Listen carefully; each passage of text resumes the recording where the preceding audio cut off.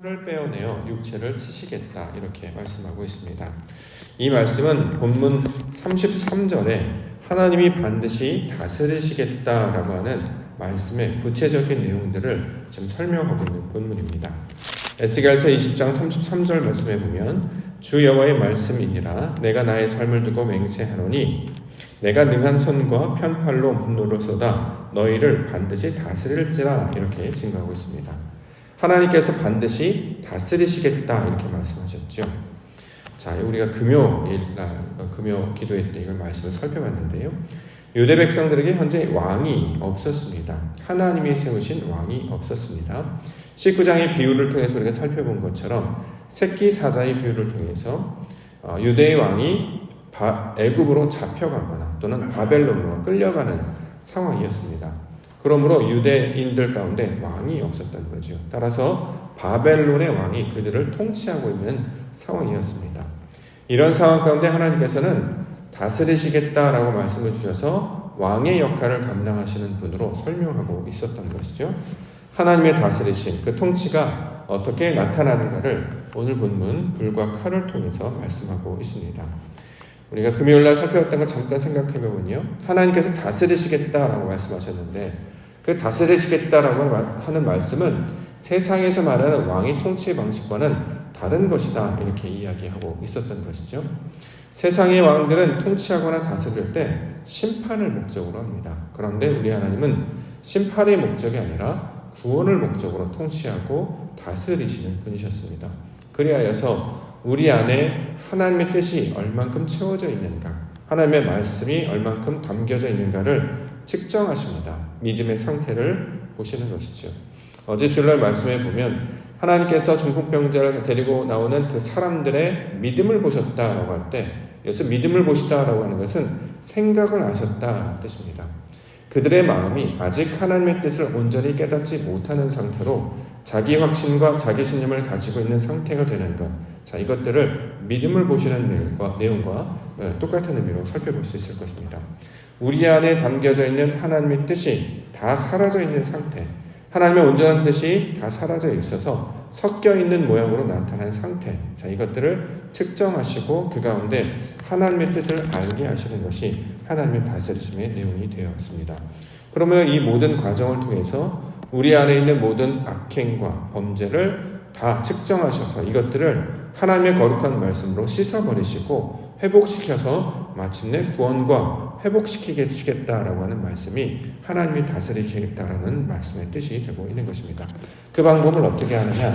불을 일으키시겠고 칼을 일으켜서 이 과정을 통해 우리를 구원하시고 회복시키시겠다 이렇게 말씀하고 있는 것입니다. 우리에게 신앙 가운데 주시는 하나님의 말씀은 항상 우리가 약속의 말씀으로 붙잡아야 할 것입니다. 우리 주님께서 이 땅 가운데 주셔서 우리에게 말씀하셨던 것처럼 하나님께서 우리 가운데 찾아오심은 우리를 심판하려고 하는 것이 아니라 우리를 구원하시기 위한 것이고 우리를 새롭게 하여서 하나님의 거룩한 백성으로 회복시키시기 위한 하나님의 온전한 치료의 과정과 회복의 과정임으로 우리가 말씀을 받아야 되는 것이죠. 그러면 오늘 주시는 말씀도 비유와 심판의 말씀으로 우리 가운데 주셨으나 그가 우리 가운데 행하시는 일은 우리를 구원하시고 회복시키시는 이름을 기억하여서 오늘 주의 말씀 가운데 나아가는 우리 기도의 시간이 되기를 원합니다. 첫 번째 주시는 말씀은 불로 나무를 다 없애버리시겠다 이렇게 말씀하고 있습니다. 에스겔서 20장 47절에 나와 있습니다.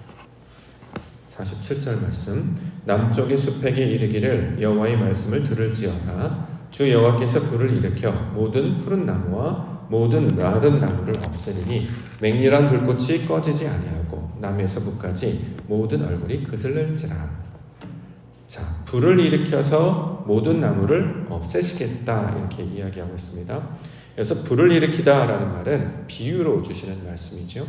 성경에서 나타나는 불은 빛을 상징하는 말입니다. 불과 빛은 같은 의미로 사용하고 있었습니다. 즉 진리의 말씀, 성령의 빛, 진리의 말씀을 우리 가운데 비추어 주셔서 하나님의 뜻을 알게 하시는 말씀으로 불을 일으키시겠다라고 이야기하는 것입니다. 자, 우리가 창세기 말씀을 보면 빛이 있으라는 말씀으로 시작하고 있죠. 또는 우리 출애굽기 말씀에 모세에게 나타날 때 불의 형상으로 나타나십니다. 하나님께서 찾아오셔서 당신의 진리의 빛으로 말미암아 불로 말미암아 당신의 영광을 나타나는 일을 불을 일으키겠다라는 말씀으로 우리 가운데 가르쳐주고 있는 것입니다. 그러므로 본문에 나타나는 너희 가운데 불을 일으키겠다라고 하는 것은 우리의 심령 가운데 하나님의 말씀의 빛을 비춰주시고 하나님의 영광을 나타내셔서 하나님께서 하시는 일임을 깨달아 알게 하시겠다라고 가르쳐주시는 말씀입니다. 자, 원래 하나님께서 심으신 나무들이 있었죠. 포도나무를 심으셨습니다. 그래서 이것들이 잘 자라서 열매 맺는 나무가 되게 하셨는데 그 포도나무가 좋은 열매를 맺지 아니하고 쓴 열매 또 신열매를 맺고 있었던 것입니다. 자, 이렇게 되면 하나님께서 어떻게 하시느냐? 기존에 세워졌던 모든 나무들을 다 쓸어버리고 새롭게 하나님의 말씀을 가진 씨를 뿌려서 다시 하나님의 말씀의 백성들을 만들어내는 것이죠. 자, 이것을 하나님의 구원의 계획으로 가르쳐주고 있는 말씀입니다. 우리의 마음 가운데 차오르는 사람들의 생각, 육신의 본성, 사람들의 욕망으로 채워지는 그런 열매를 나타낼 때 하나님께서 이 모든 것들을 새롭게 하시겠다라고 말씀해주고 있습니다. 자, 이것이 가장 먼저 하나님께서 기뻐하시는 열매가 아닌 것임을 깨달아 알아야 할 것인데 그를 위해서 불을 일으켜서 이 모든 것들을 태우시겠다라고 말씀하고 있습니다. 자, 스스로 열매를 맺으려고 하거나 또는 하나님께서 주시는 말씀으로 말미암아 열매 맺지 못한 것들, 이것들을 깨닫게 하심으로 가장 먼저 우리를 새롭게 하시는 하나님께 주시는 말씀이 되고 있는 것이죠. 하나님의 구원과 회복은 항상 어떤 것이 전제가 되어야 되냐면 기존의 것이 다 부서지고 무너지고 깨끗하게 되는 것으로부터 시작합니다. 가장 먼저 비워져야 모든 것들이 무너져야 그 안에 새로운 것들이 세워질 수 있는 것이죠. 그래서 가장 먼저 불을 말씀하시는 것이고 하나님의 심판을 말씀하고 있는 것입니다. 그것들로 우리의 모든 것들을 새롭게 하시는 하나님의 뜻이 되고 있는 것이죠. 예수님께서 이 땅 가운데 오셔서 사역을 감당하실 때 공생의 사역 중에 중요한 것이 바로 성전 정화 사건이었습니다. 성전에 가셔서 장사하는 일을 다 내쫓으시고 상을 뒤엎으셨던 거죠. 그래서 그 말씀으로 도전하게 하시고 새롭게 해주셨습니다. 우리를 어떻게 새롭게 해주시냐? 빛을 비춰주시고 말씀을 가르쳐주시는 거예요. 그래서 우리 가운데 나타난 것이 하나님의 것이 아님을 깨달아 알게 된다는 것이죠. 섞여 있음을, 혼합되어 있음을, 하나님의 순수한 말씀을 붙잡고 있는 것이 아니라 사람의 생각과 욕망 가운데 머물러 있음을 알게 하시는 것이죠. 그래서 그 불을 비춰주시고 진리의 빛을 비춰주심으로 말미암아 우리의 믿음의 상태, 영적인 상태가 어떤 것인지를 알게 하심으로 모든 것들을 태워 새롭게 하시겠다. 자, 이것이 하나님의 다스리시는 새로운 백성으로 만드시겠다라는 구원의 내용이 되고 있습니다. 두 번째 주시는 말씀은 칼에 관한 이야기하고 있는데요. 3절과 4절 다시 한번 보겠습니다. 에스겔서 21장 3절과 4절입니다. 이스라엘 땅에게 이르기를 여호와의 말씀에 내가 너를 대적하여 내 칼을 칼집에서 빼어 의인과 악의를 내게서 끊을지라. 내가 의인과 악의를 내게서 끊을 터이므로 내 칼을 칼집에서 빼어 모든 육체를 남에서 북까지 치리니 라고 기록하고 있습니다.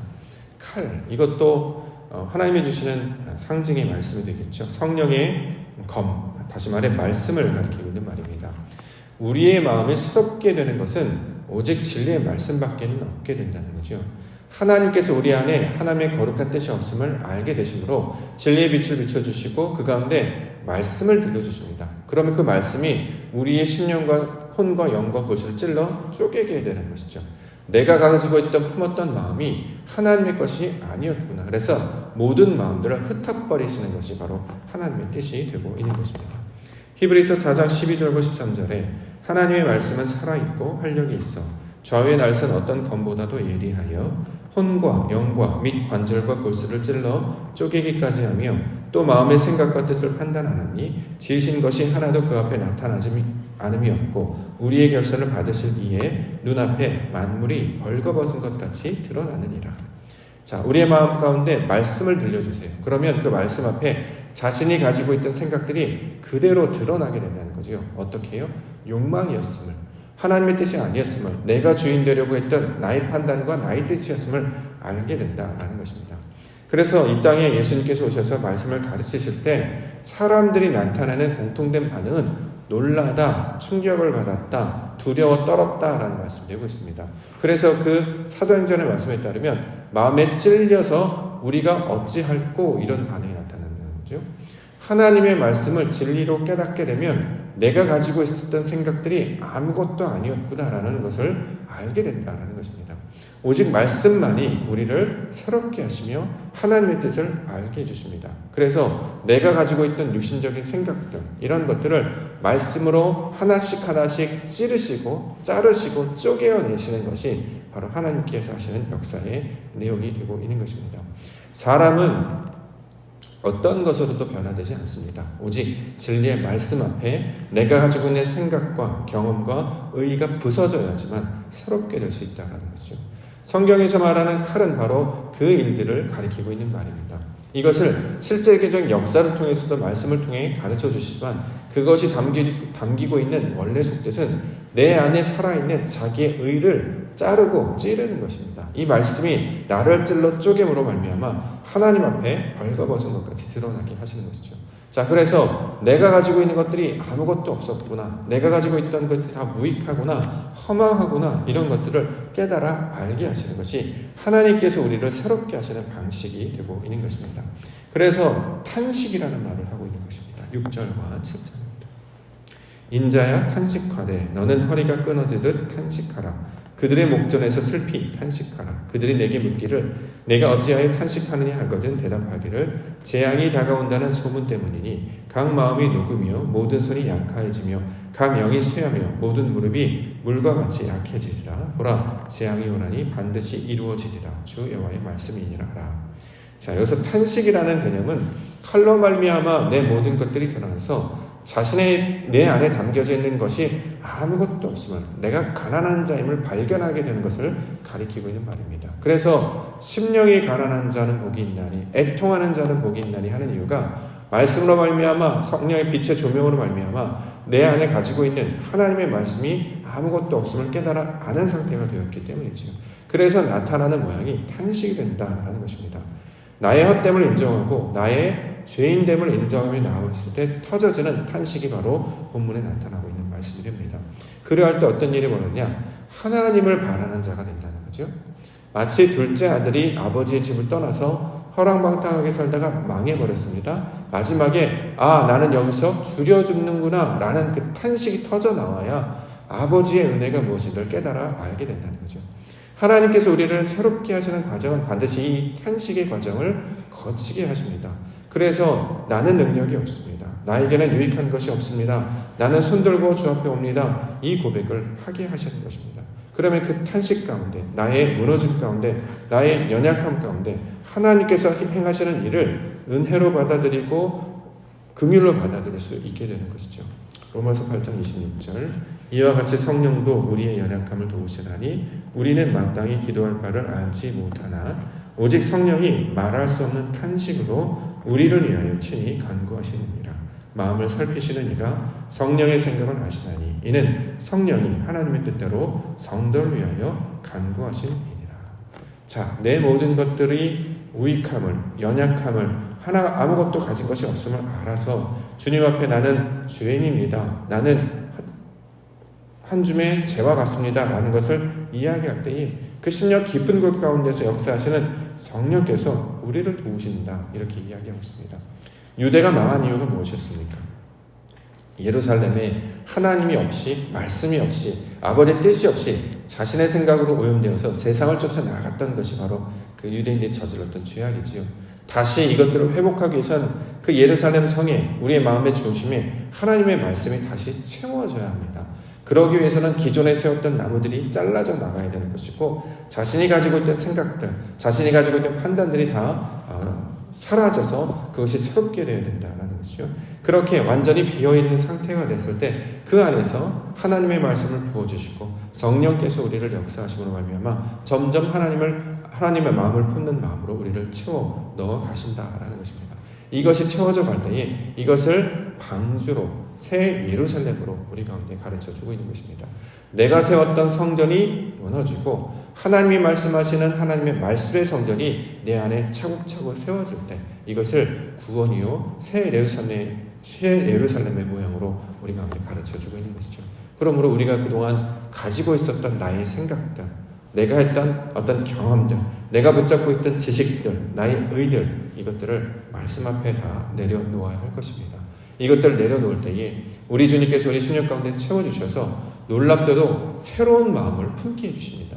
새 마음, 새 영을 우리 가운데 부어주셔서 그것들로 우리를 새로운 그릇들로 만들어주시고 새로운 성전, 새로운 처소로 우리를 변화시켜 주신다라는 것이죠.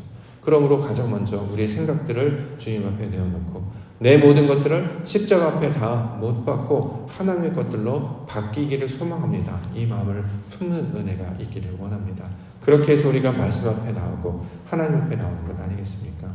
오늘 주시는 말씀을 붙잡고 하나님 아버지, 내가 기존에 가지고 있었던 생각들, 심지어는 어저께 생각했던 마음조차도 다 내려놓고 오늘은 오늘 주시는 말씀과 오늘 주시는 성령과 오늘 주신 은혜로 살기를 원합니다. 그래야 해서 오늘도 그가 주시는 그의 말씀으로 내가 무언가를 가지고 있던 그것이 아니라 하나님이 주시는 그 말씀으로, 주님께서 역사하시는 그 진리로, 하나님께서 인도하실 그 믿음의 말씀으로 그것들을 붙잡고 나아가게 하여 주시옵소서.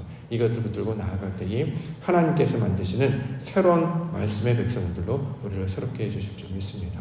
이것들로 새로운 피조물, 새로운 영, 새로운 마음으로 품고 하나님 나라를 이루시며 오늘도 믿음 가운데 동행하시는 우리 믿음의 성도님들 되시기를 주님의 이름으로 간절히 축원합니다. 기도하겠습니다.